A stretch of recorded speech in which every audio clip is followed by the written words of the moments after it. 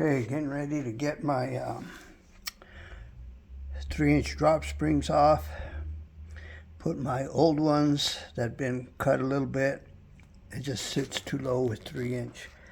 So I'm going to raise it up about an inch, hopefully 1.5 inches, somewhere in that range, no less than an inch. It's about all I need. So let's see how we do here. What about those meats for the front?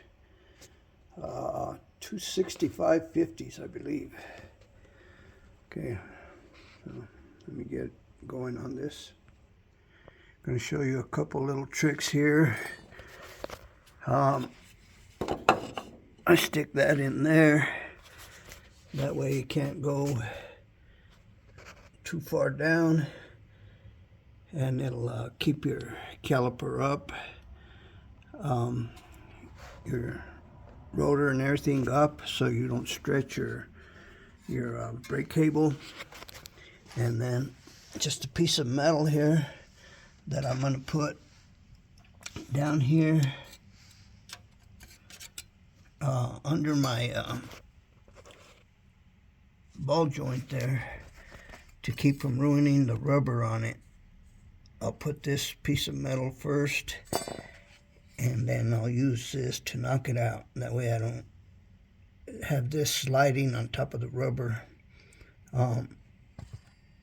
so it don't rip. So let me continue on with this. I'm not a big editor guy, so I'm just going to stop this and pause this and then keep on going. Stay tuned. I guess in the future as well, when you put new ball joints, you might want to make sure that hole is turned maybe front to back, so you can get your cotter pin easy in, easy out. But that's the way it is now, so I guess that's the way it's going to be for now. So this is where this piece of metal comes in handy. Go right above your rubber right there, and then you stick your fork in there. That way your fork ain't pinching your rubber and it'll tear it up. And that's, of course, if you got new ball joints like I do, you don't want to tear them. But if you got old ones and you're looking to replace them, no big deal. Go ahead and beat the crap out of them. But anyhow, let me get this down. Yeah, and these short springs, I'm not sure if I'd have had to take off the shock, but it's not a big deal, so make sure you take off your shock before you get ready to drop it. So let's get it down. Okay, I already had my springs cut. My old ones, I cut off one whole ring, which is about right here, and then maybe 1.5 inches to get this a little bit flatter instead of going up so much. And the other side looks like the height's going to be good. Anything's better than what I had, because it was hitting on these, these rubber stops. Anyhow, so keep it going.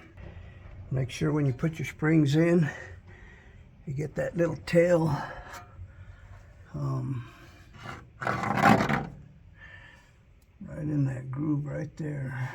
See where it stops? Make sure you get that groove right there. And then you have one on top as well. So make sure your little tail ends there. Okay, got it all lined up. Bottom, little tails. Can't tell, but it's almost right there. I turned it a little bit so the top one matches. Now you can see how this 2x4 comes in handy up here. Your caliper stays up, your A-arm comes down by itself. If you don't want to change your ball joints and all that, which I already did. Ball joints unharmed with that piece of metal. Going back up now. And if you're alone, you gotta jack it up, move this thing at the same time. I Just use your legs.